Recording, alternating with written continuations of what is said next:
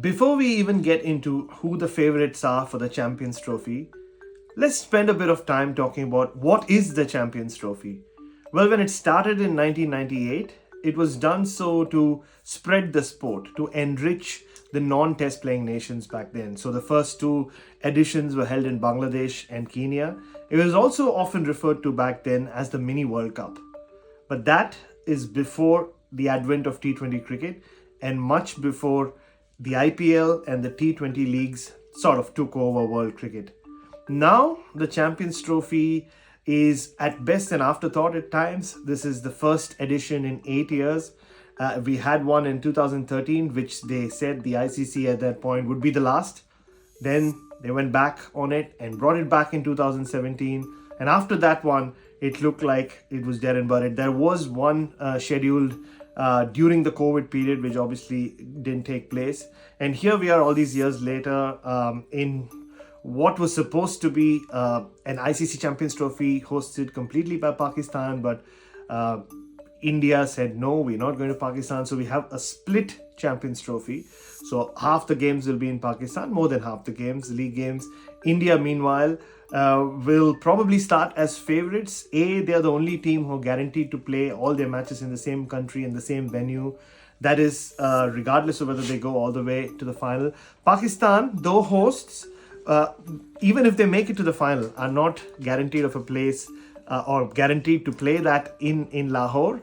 They might have to travel to Dubai. That is dependent completely on whether India make it that far or not. Australia, just saw them not do too well in those two ODIs in Sri Lanka, which sort of acted as preparation for the Champions Trophy. But let's face it, they were trying a lot of things. They have been hit hard by injuries. No Cummins, no Stark, no Hazelwood, no Mitch Marsh, and now with Marcus Stoinis having retired, it's a pretty fresh, new look Australian setup from an ICC event perspective. Anyway, this will be the first time in over 10 years they don't have their three big fast bowlers. Adam Zampa will lead the attack. Steve Smith will lead the team. First time for him in an ICC event since the 2017 Champions Trophy that I just mentioned. So a lot of issues, a lot of gaps that Australia will have to fill. So for once, they don't go into this tournament as favorites, but well, in recent times we've seen when the odds are stacked against them, 2021 T20 World Cup, 2023 50 over World Cup, they end up winning it. So you can't rule Australia out. New Zealand for once are not dark horses. They're not the most dangerous team. They are probably firm favorites in my opinion. They've just won a tri-series. Yes, the return of the tri-series did happen very briefly last week in Pakistan. So they beat Pakistan twice. They beat South Africa once. So they went unbeaten and won that final. So they're acclimatized to Pakistani conditions, Asian conditions, better than most other teams traveling for the tournament.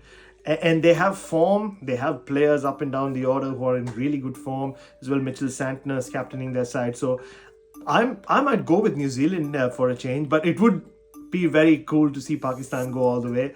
Look, there will be one India-Pakistan match in Dubai, which probably what the Champions Trophy is all about for all practical purposes.